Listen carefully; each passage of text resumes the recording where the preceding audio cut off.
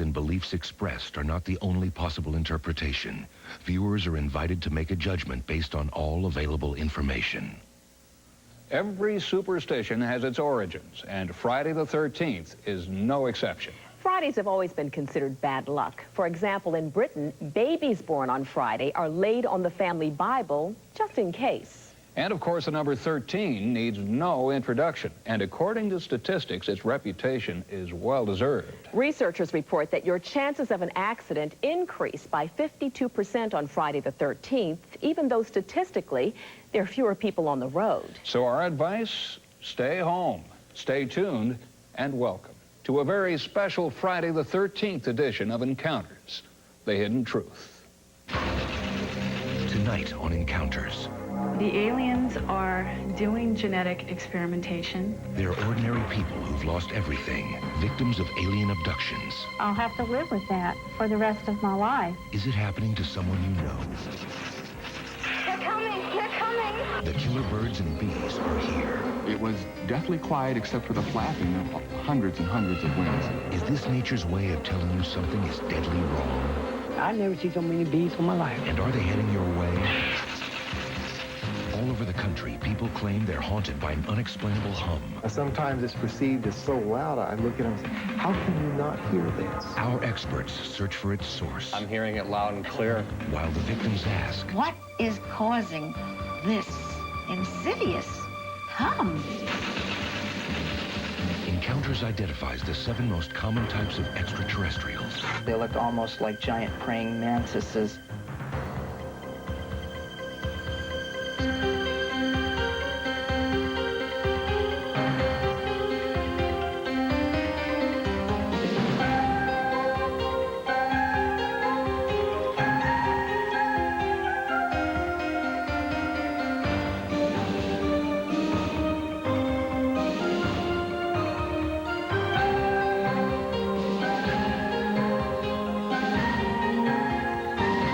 Friday the 13th, bad luck has its day. Now, most of it's imagined, not real. But for a number of homeowners in the Pacific Northwest, bad luck is dropping in for an unscheduled visit. We usually investigate phenomena that have a direct link with the paranormal, but this story also deserves our attention because what's happening defies known science. Here's Russell Rhodes with our report.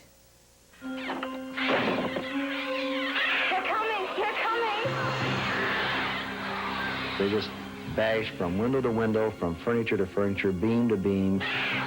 It gave me an eerie, strange sort of feeling to be in there. And it was deathly quiet except for the flapping of hundreds and hundreds of wings. They've flown off the screen and into real life, just as they did in Alfred Hitchcock's film, The Birds, invading homes and terrorizing residents in the Pacific Northwest. Corey, Chris, and Colby Thomas are among the most recent victims. In the spring of 1993, their house in Port Angeles, Washington, was devastated by a huge flock of birds, now identified as bow swifts. I was just upstairs doing some housework, and our son came down, was going to watch some cartoons, came running back up and told me that there was smoke filling the house, and I better come and look. Chris fled the house, still unaware of the source of the smoke that was filling the house. Then the place filled just black with birds, and that's when I realized that it wasn't a fire at all, it was birds. We had so many thousands of them that they filled the chimney, and then they just backed up until they couldn't hold anymore, burst through the glass, and came right inside the house. Tom Schiedemeyer of the Port Angeles Fire Department was the first on the scene. When we went inside, we were enveloped in a cloud of soot and ash and surrounded by birds who were darting and diving in every direction. It was pandemonium. And they were not only flying into the windows and doors and walls and furniture, but also ricocheting off of our bunker gear as well, in the helmets also. Our initial response was to, with brooms and shovels and gloved hands, scoop these birds up and throw them out the doors and windows. And as the birds were being hustled out the doors and the windows, you could see that they were going back up and re-entering the chimney again. And once we realized that, we had to ladder the roof, throw a piece of plywood over the chimney so we prevent their coming back. Even with the help of their neighbors and the fire department, it took the Thomases most of the night and ultimately $14,000 to clear their house of the birds and the damage they left behind.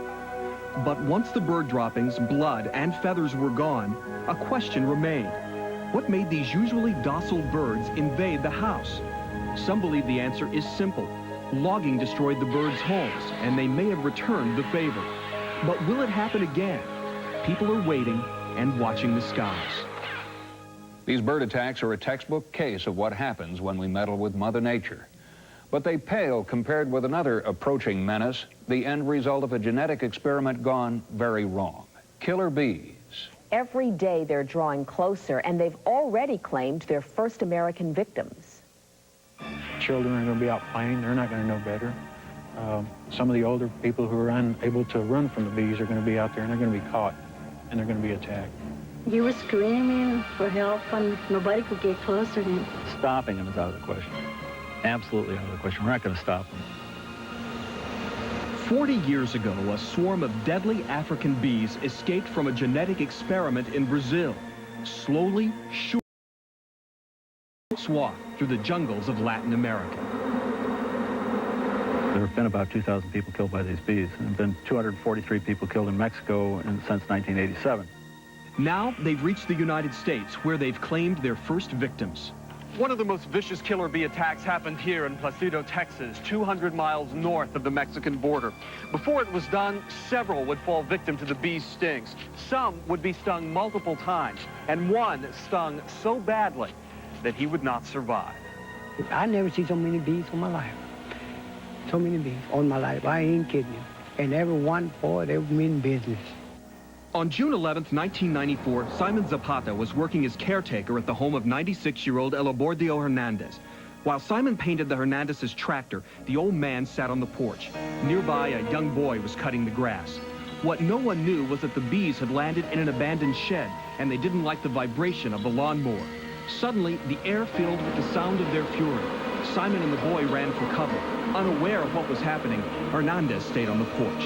He said, "What? What? Get inside the house." He said, "What?" In the next instant, the bees overwhelmed him. He started moving, you know, he had a little handkerchief. He started hitting like that, and he said, "Water, water, water." Simon had the same idea. Unable to get near Hernandez, he dashed frantically to his own house a few doors away.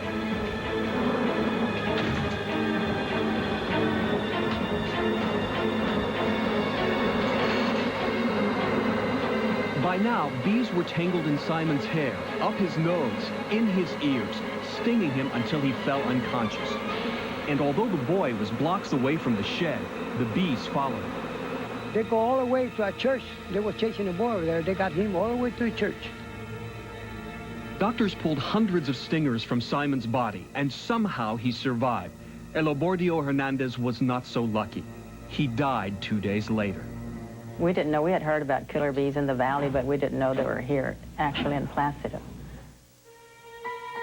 Although the Placido incident may have been the first fatal attack by killer bees in this country, it almost certainly won't be the last. As they are a man-made hybrid of European and African bees, much about them is still a mystery. No one really knows what they are capable of or how far they might spread. Animal behaviorist Michael Cunningham has been closely studying these killer bees. The original theory was that they should stop about our border. Then they thought maybe about Central California. We're about to find out. While scientists try to come to grips with the dimensions of the problem, Jim Sopcich deals with reality. Jim hunts bees for a living, and Jim makes house calls. For $45, he'll tell you what kind of bees are on your property, and no matter what the species, he'll take care of them. Well, what we have is a colony of bees. They're near the door at the bottom side. Sure enough, there they are. Jim couldn't tell whether the bees were the killer variety. The differences are so subtle that it would take a microscope and a computer to detect them. Is this dangerous, what we're doing where we are right now? It doesn't appear to be. It's the vibrations, odors, and the quick movement that bees tend to get a little upset at. May I tell you something? I honest to God hate this right now. I want to just start swatting and go away. And That's one thing. You don't want me to do that, do you? No. Knowing what Jim was about to do, most of us decided it would be wise to don protective gear. Is it okay to stand here? They seem to lose their defensive behavior after I spray up into the colony.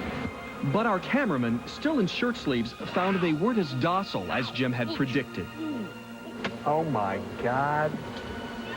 A few minutes later, when Jim tore open the wall, we discovered a hive of over 30,000 bees.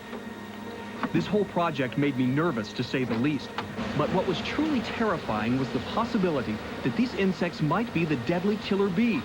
The size of their honeycomb cells provided a clue.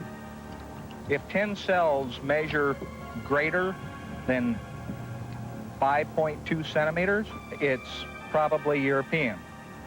If it measures less than 4.9 centimeters, the indication, and that's all it is the indication, that it's African.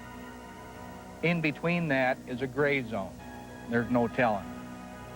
Although Jim believed that these were not killer bees, he is not absolutely sure. But for the rest of us, identifying killer bees is impossible until we're engulfed in a swarm of them. Even though these bees might be easy to deal with on one day, they might be explosive on another. Yeah. Their behavior is very unpredictable. Their behavior is very unpredictable, and one of the reasons for that behavior is that they were created by man, not nature. Many times, man has hybridized birds, other animals, for a variety of reasons. I think most of the time they hope to get the best of both species by hybridizing. Quite often they may in fact get the worst of both species.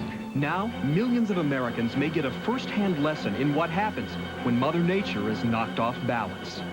Are these nightmarish incidents isolated events, or are they only the first clouds of the coming storm? No one can say. We'll be right back. Coming up in a special report. The aliens are doing genetic experimentation. Ordinary people who've lost everything and believe they're victims of alien abductions. I'll have to live with that for the rest of my life. Could it happen to you? Go ahead, touch your skin. Because now there's a new Lever 2000 with even more moisturizer, so it won't dry your skin like the leading deodorant soap. New Lever 2000. It's best for your skin and all your 2,000 touchable parts. 95 Air Show Precision Guest.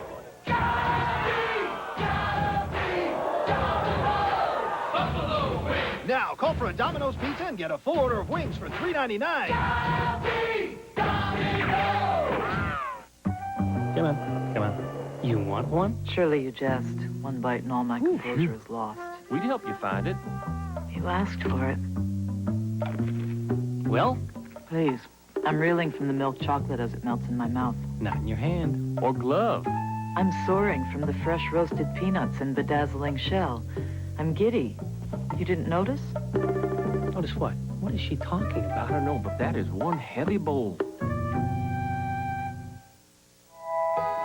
This summer, we invited everyone who owns a Saturn to visit Spring Hill, a Saturn homecoming.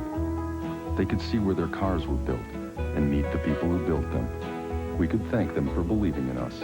44,000 people spent their vacations with us at a car plant. Of course, not everything went exactly as planned. But we were all in it together, the way we always have been. Fasten your seatbelt for the 2-hour must-see episode of the year. A brand new Melrose Place, Monday at 8, 7 Central.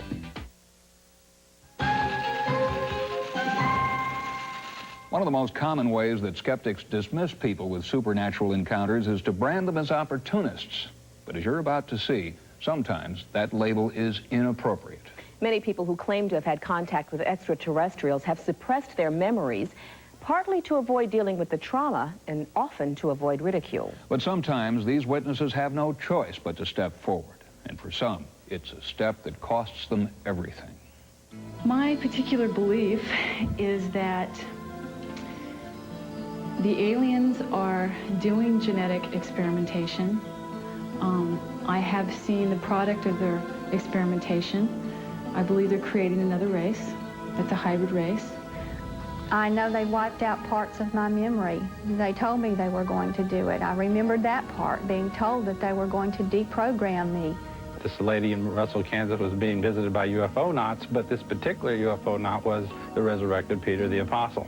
Many people would call these individuals crazy, but for the millions who claim to have had an encounter with the unknown, the trauma and psychological damage can be devastating. And if they decide to go public with their story, the results can sometimes be as traumatic as the incident itself. Kim Carlsberg is a professional Hollywood photographer. The life that she knew came to an abrupt end, not when she was abducted, but when she decided to come forward with her story. It was a big decision for me because it was a coming out, and I had to tell everyone. And it affected my life profoundly. My life changed after that. Soon, Kim had been fired from her job and dumped by her boyfriend. Her family wouldn't speak to her for 2 years.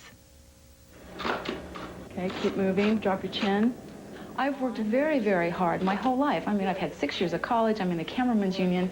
You know, I'm a very normal operating person in the world. There's nothing abnormal about me except that this experience has happened to me. But what prompted Kim into coming forward? I thought the truth should be known. I'm doing this today because I know that there are people out there who think they're going crazy or they're afraid to speak about it. Dr. Rima LeBeau is a psychiatrist who specializes in treating individuals who've had traumatic experiences. If people tell a story that other people don't want to hear, they are frequently rejected and extruded. And if they tell it provocatively and stridently, they are a lunatic, a nut job. Most of the people that I have worked with who have told abduction stories are highly credible people. They, in my estimation, were telling what they deeply perceived to be the truth. Leah Haley, a former military accountant, enjoyed a stable and satisfying life, both at work and at home. I was a happy mother of 2 teenage daughters and active in school, church, and community activities. My husband and I got along great. My life was what I considered ideal. It was all I'd ever asked for. All that changed after Leah claimed to be the victim of an alien abduction. The military fired her, and Leah claims they began a campaign of intimidation. I've undergone so much harassment, so much ridicule, so much torment. I don't want other people to have to go through this. Here in the small community of Ottawa, Kansas, a highly respected family physician actually had his license to practice medicine suspended for his belief in UFOs. When Dr. Corder publicly predicted an alien invasion, the medical board started to question his sanity. You know you're perfectly sane, and somebody starts saying you're insane simply because of your beliefs. That rattled my bones. They wouldn't go call the hospital. They wouldn't call the other doctors I work with. They wouldn't come and do anything to check out how good I practice medicine. They were only worried about my beliefs. They were so worried, they sent Dr. Corder to see a psychiatrist. He hadn't done anything about, as far as psychiatric interview was concerned.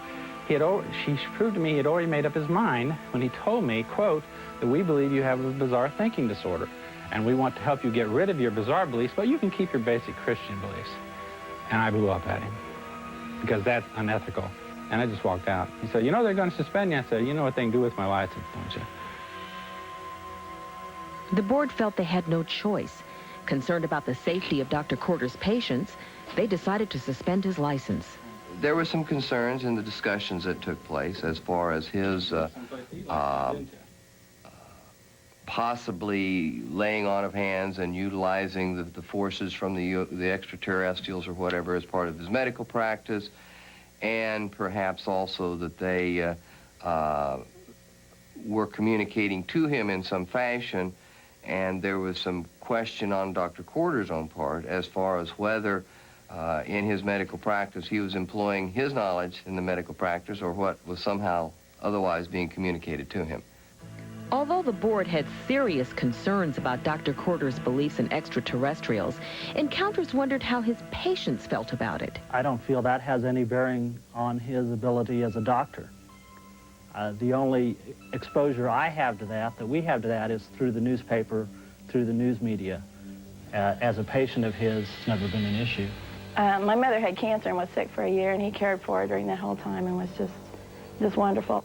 He's very comfortable to be around, makes you feel real confident in that he's taking the best of care of you. After being barred from practicing medicine for 3 years, Dr. Corder finally submitted to a full psychiatric examination. He was pronounced mentally fit, and his license was reinstated. If you had to do it all over again, knowing what you've been through, I would march up in front of that board at one of their meetings, walk right into it and say, here I am, Dr. Scott Corder, you people are going to stand here and listen to me. That's one thing I do different. But as far as changing and saying, no, I don't believe all this, I believe UFOs don't exist, and angels don't exist, and ETs don't exist, no, I wouldn't change that. I know that's right, that's fact, that's truth to me. So no, I'm not ever going to change that. Everything's just gone to hell, so to speak, since I went public with my story. The abductions continue. The harassment from time to time continues. I'll have to live with that for the rest of my life. If you're going to speak out, you better be ready for persecution. You better be willing and ready to go through it, because you'll get it. Absolutely. I've had to look very deeply into the meaning of life and, the meaning of my life in particular. And I think I see the world and the universe as a much grander place because of my experiences, even though they've been traumatic. And I just want to tell people out there, if this is happening to you, just don't be afraid. Be courageous, face it, because if you get to the other side, it's really a wonderful place to be. You've lived in your truth, and there's nothing better than that. At least in these cases, publicity is the last thing these people wanted. Still, many non-believers remain skeptical, but they just may have something to learn. Kim Carlsberg has joined us. Thank you very much for coming in, Kim. You're welcome. What an incredible story.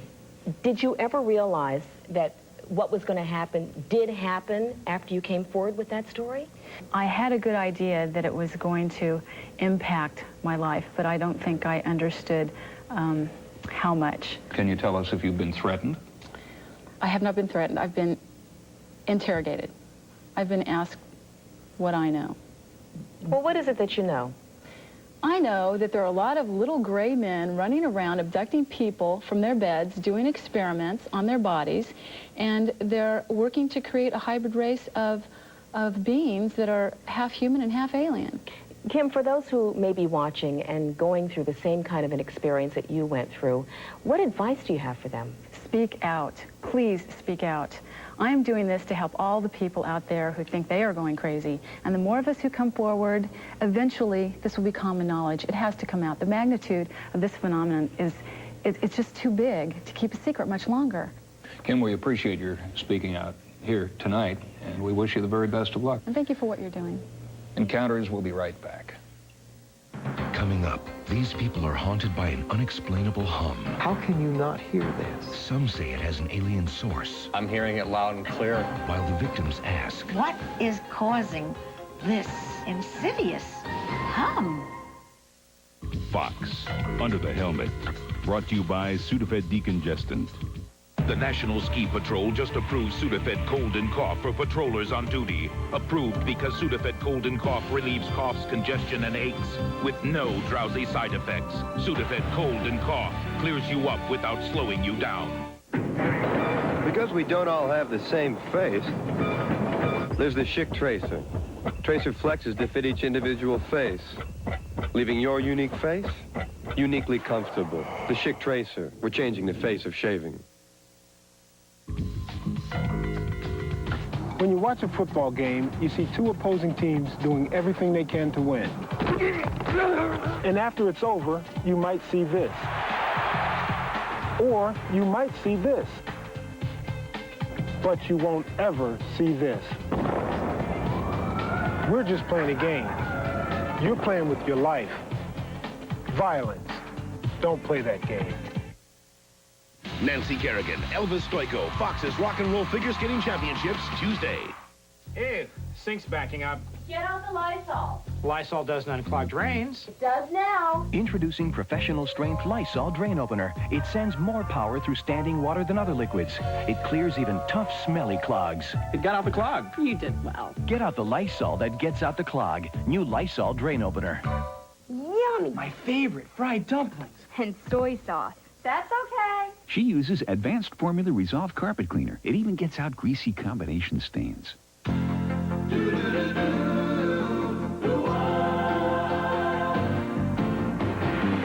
doesn't matter what comes, fresh goes better in life. With Mentos fresh and full of life. Nothing gets to you, staying fresh, staying cool. With Mentos fresh and full of life. Fresh goes better with Mentos fresh and fresh goes better with Mentos fresh and full of life. Mentos, the fresh maker. When a delectable Eggo waffle is at stake, there are generally two types of competitors. Type A personalities are tense, plotting how they'll grab the Eggo, pour syrup into each and every square, and devour it. Type B is relaxed, imagining how they'll savor one scrumptious bite after another. Which type is more likely to win that hot, toasty Eggo? Statistically, studies show it's Type C, the speedy, hungry kid type. Delicious Eggo waffles, too delicious to let go. Critics say House of Buggin' makes you laugh out loud. It's the birth of a TV star. Well, duh. House of Buggin' is daring, outrageous, and extremely irreverent. It's a laugh riot. Let's reenact the scene from Cape Fear. Suck my thumb. House of Buggin'. I'll suck your thumb. Catch an all-new episode Sunday on Fox.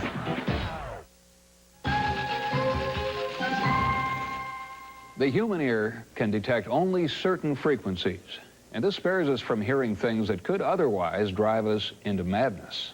In New Mexico, a number of people are hearing something that is slowly driving them crazy. A low, constant hum that never seems to go away. Now, these people refer to themselves as hearers, and the origin of this maddening hum is a complete mystery. Encounters dispatched an investigative team that attempted to uncover the source of this mystery. Here's reporter Sherry Pasinger with our story. I was awakened in the middle of the night, sometime in March 1992, with a humming sound that penetrated my entire body. The hum sounds like a diesel motor running off in the distance. I noticed that the sound was conducted through my house, through my bed, conducted through my bones, and up into my brainstem. Sometimes I can feel it vibrating my head or certain parts of my body. It's like a big motor, power, a powerful motor. That's why I say like the drone of millions of bees. This mysterious hum has been heard across the country. Our search for its origin would take us on an expedition hundreds of feet beneath the surface of the earth. Strangely, this hum is heard only by a few people. To make sense of their experience, they have banded together, calling themselves hearers, and for them, the hum has made their lives unbearable. I have dizziness, lightheadedness, heart palpitations, lack of concentration, inability to focus, sleep disorders. My daughter and wife sat there contently and listen to me say, "Don't you hear the hum?" Sometimes it's perceived as so loud, I look at them and say, "How can you not hear this?" My life will never be the same because I will never be able to sleep properly. I can never put my head down like anybody else does. I can never sit in a chair and read quietly like somebody else does. What is causing this insidious hum? Here in New Mexico, as well as points as far west as Southern California and as far east as Massachusetts, the hearers are seeking answers to the same questions. What is the hum, and where is it coming from? Dr. Joe Mullins, a professor of mechanical engineering, is attempting to solve this mystery. He is spearheading an investigation conducted by the University of New Mexico. It's real. I mean, these people are not making it up. They're far too distressed to be making anything up. Working from descriptions provided by a cross-section of hearers, Dr. Mullins was able to create an electronically synthesized version of the hum. And what I'm going to do is turn this volume level up, and you'll see it on the oscilloscope, and you'll hear it in the big speaker.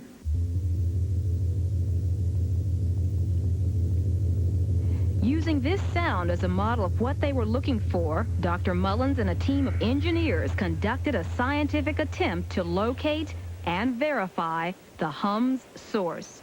We set up a very complex set of instruments.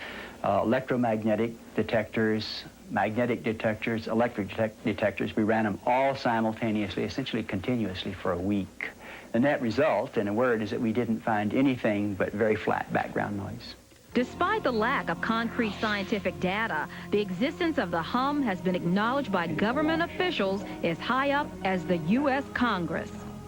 I think that there probably is some natural hum that happens because of some kind of activity, natural or federal, that occurs and exists somewhere in the United States, in the western region, possibly in New Mexico. Through independent research, some hearers have concluded that the hum is related to the U.S. military's high-tech project, ELF. This project employs powerful transmitters buried deep within the earth that use ELF, extremely low frequencies, to send secret radio messages to submarines. The signal is so strong that they can send a signal from Clam Lake, Wisconsin, through the ionosphere, through the Arctic ice cap, and send a message to a submarine way below the Arctic Circle. Just before or around the time of an ultimatum or a crisis or some other impending military action, I noticed that the hum intensifies. I don't think I would be willing to let the military off the hook either, because if we had found a signal, because it's a huge organization. It's a $250 billion a year business, and I really don't think anybody in the Defense Department knows everything that's going on. It makes you feel irritated. It's almost as if you have a warning going off in your ear or in your brain. I'm a lady who's always been very outgoing and warm and caring. After 2.5 years of this kind of abuse, I find I am very impatient. I'm short-tempered. I find I go around with this tight expression. I do. Well, low frequencies themselves can cause a great deal of distress in people, and I don't know whether they can control their behavior, but they certainly can cause them to feel bad. It's well known that low frequency signals, persistent ones, particularly high ones, cause people to feel ill and nauseous. Recently, electrical engineer James Garner designed his own special sensing equipment. Garner is a hearer, and on a hunch, he buried his sensors 8 feet below the ground. He was amazed by what he recorded. There are people I can bring into the home, and I can set them down and tell them, I want you to hear this. I can turn it on. If they are people who hear the hum, they'll recognize it. Garner's recording of the hum is the only one known to exist. To get an objective analysis, Encounter submitted it to acoustic expert Tom Borton. I took the recording of the hum and digitally sampled it and ran it through a visual display so I could take a look at the waveform pattern. Here's a waveform of the hum. You can see the amplitude and duration is very consistent. Very pure. It's not something really commonly found in nature. If in fact that people are hearing this hum from coast to coast, the source of this sound would have to be driven by such a huge energy force deep down in the planet. I just can't imagine what kind of power that would take to do that. If, as Borton suspects, the hum originates far under the earth, we need to dig deeper. Accordingly, Encounter set out for one of the deepest locations in the country, the Carlsbad Caverns. Our expedition team, comprised nearly of a dozen people, included hearers, James Garner and Hal Rudinian. Our journey began at 7 a.m. as we hiked deep into the Guadalupe Mountains, climbing towards the mouth of one of the caverns. To most of us, this remote wilderness seemed peaceful and quiet, but not to the hearers. Hal, are you feeling the hum now? Absolutely. Is it stronger or weaker or?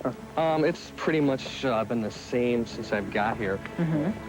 Finally, we reached our destination, the mouth of a pristine natural cavern called Slaughter Canyon Cave.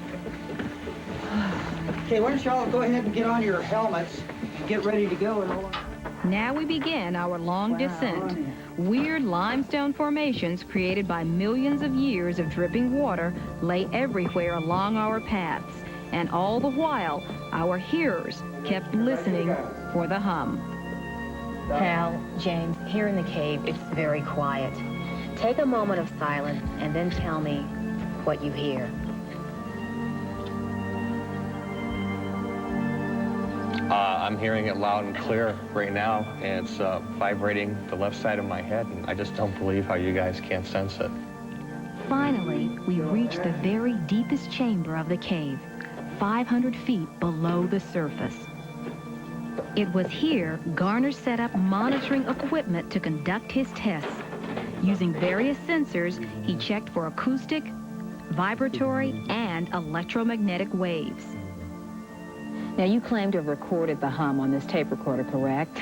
I do not know. I'll have to take it back and go through it, put it through the filters and the amplifiers and find out what kind of information we have on it. Thousands of hearers around the world anxiously await the results of Garner's analysis.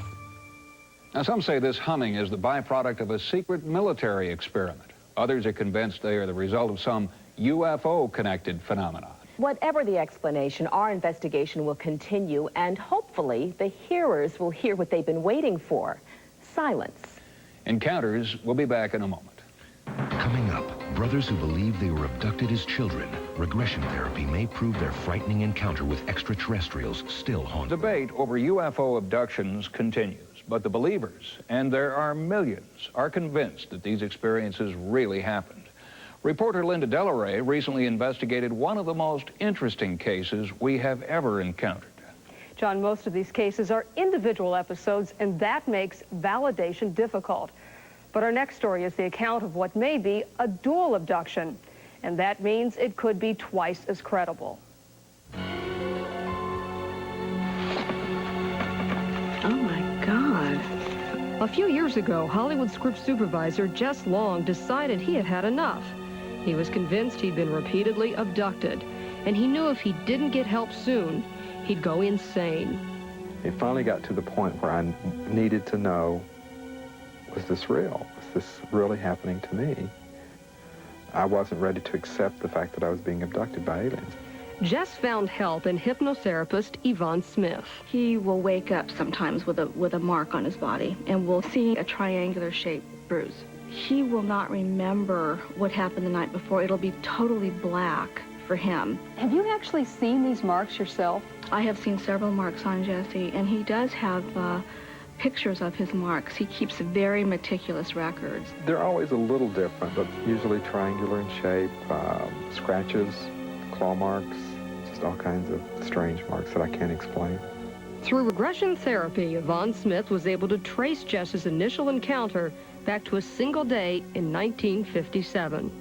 John, Jesse's brother, when he was 4 years old and Jesse was 5, they were playing in the sandbox in the backyard at their parents' house in Rogersville, Tennessee. They both remembered a man standing up on top of a hill that was behind the house. For some reason, I took my brother's hand and I led him up the hill.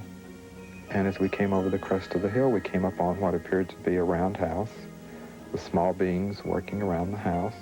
Their memory stops there. And for years and years and years, it bothered Jesse. And of course, we went through regression with him, and a whole abduction scenario came out. He was taken in by 3 alien beings into the UFO There's an obvious question. Did Jess's brother have any recollections of the encounter? Reluctantly, John Long agreed to a hypnosis session. Jess's brother John always wanted to build a round house, but it wasn't until his regression that he realized the home of his dreams may be more than just an architectural whim. In growing up, John always said he was going to design and build his own house, and it was going to be a round house. And then when I finally saw it for the first time, there was a memory that came back, which just sent a chill over my body to realize that he built this round house, which is very much the shape and size of the craft we saw. That wasn't all that came out. Under hypnosis, John also recalled the strange appearance of one of the aliens. Just describe what he looks like. His big eyes, and he looks like a praying mantis. There were like 3 or 4 dark, small figures with my brother. And then the one that was with me was the one that looked like a praying mantis. Many people describe a taller, thin, spindly-looking alien being with large dark eyes, and they will describe it as an insect, as a praying mantis, as a grasshopper. Strangely enough, 11 years before his regression, John had a compulsion to build a praying mantis. He now admits that there is a striking resemblance to the being he encountered as a child. A house like a spacecraft, an alien sculpture. These alone might seem evidence enough of John's abduction, yet there was one more surprise in store during his regression. He remembered during the course of this hypnosis session that his left ear was stinging, and he reached up and touched his ear. And I said, "What's wrong with your ear?" It's like a bee sting. Where do you feel the bee sting? It's behind my ear. After that session, John had me feel the back of his left earlobe, and behind his ear, I felt something. Something, it felt round, it was right under the skin. And John's brother also had what seemed to be some sort of an implant. I came away with from that encounter with an unusual object in my leg, which is basically a crystal. It was in my leg for 34 years. Jess had the object surgically removed and then sent it to a lab for analysis.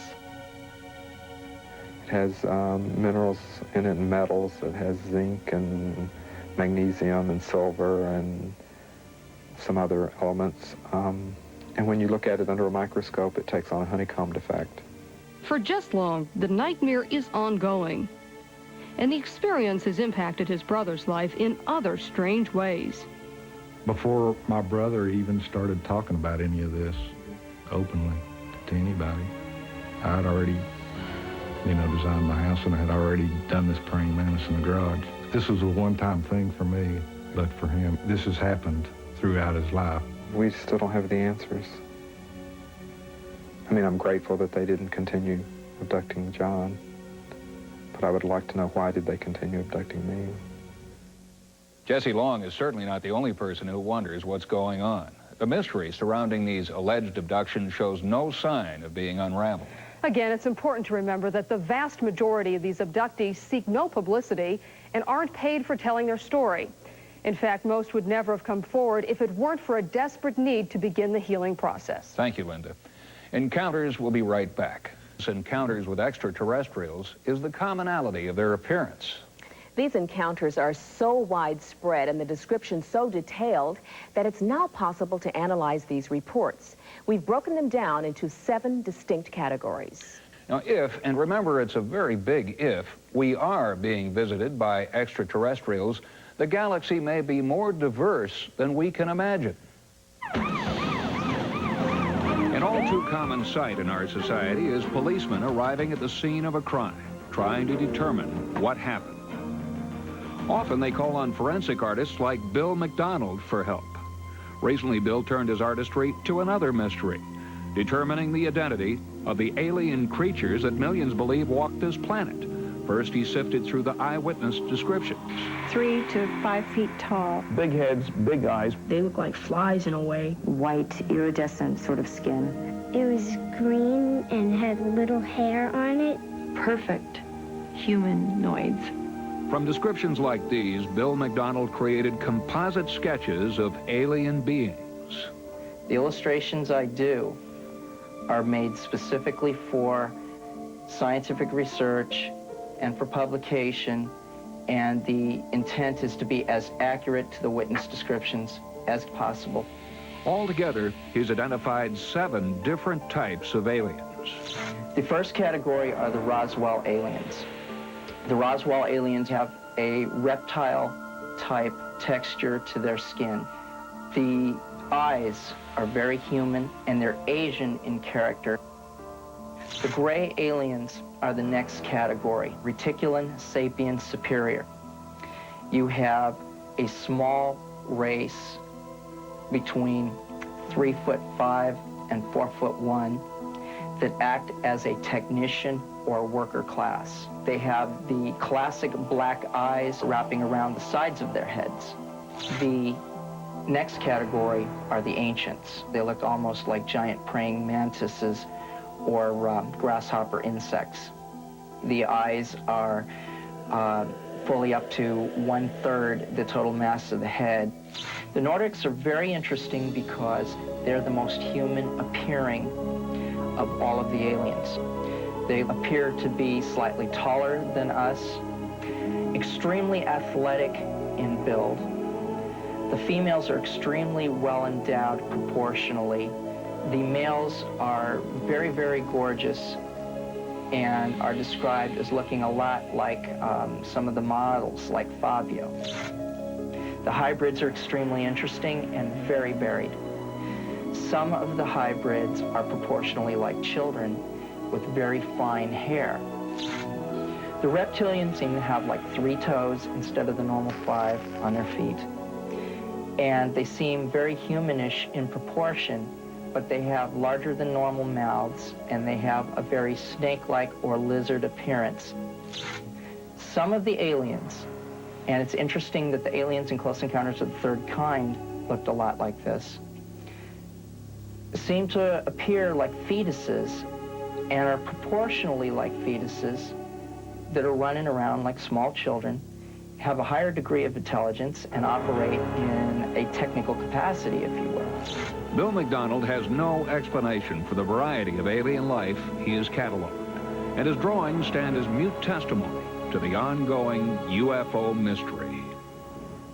It's hard enough to imagine one kind of alien, but the idea of 7 different alien species staggers the imagination. But let's say all these aliens are among us. Now comes the hard part. Why are they here? We'd all like an answer to that question. Encounters will be right back. Ah, look, green. Is that good? Yeah, it means go. Enjoy that great chocolate taste. Oh? Ah, red. Wait, doesn't red mean stop? Yeah. Stop asking questions. Yeah, stop asking questions. Well, sorry. Oh, you're asking those questions again. Proper etiquette begins at breakfast. We pour the cereal, we select the spoon, chin up, and... very good. Now let's move along to... No, let's try that again. The problem with a cereal that's made like popcorn, only sweeter, Some prefer the shovel method. is that it disappears like popcorn, only faster. Any questions? Kellogg's Corn Pops. It's hard to stop when it's Pops. I'm a real people person. I get along with people. I just love people. I'm a self-starter. Selfless. When I start, it's by myself. I got brains I haven't even used yet. I'm monolingual. I'm a sponge. Information highway? Is that a toll? With the high-tech skills you learn in the Navy, when it comes time for you to say something on an interview, I have an extensive background in avionics and electronics. I'm computer literate, and I'm pretty good with people. you'll actually have something to say. For more information, call 1-800-USA-NAVY.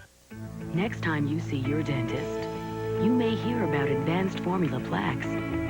Because advanced formula plaques is recommended by... Arthur C. Clarke has said that any sufficiently advanced technology is indistinguishable from magic. He's right, that maybe the hidden truth we seek is right before us. We just can't read the manual yet. I'm John Marshall. Good night.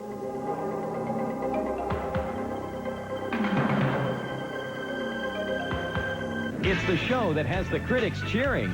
They're gorgeous, they're built, they're fun, they're 12. And the censors screaming. What am I going to do with a 20-year-old? Catch the award-winning comedy. I don't think we should be doing this. Oh, I'm old enough to be your father's young friend. Dream On, Sunday after Married with Children on Fox. Now, stay tuned for a brand new episode of The X-Files next.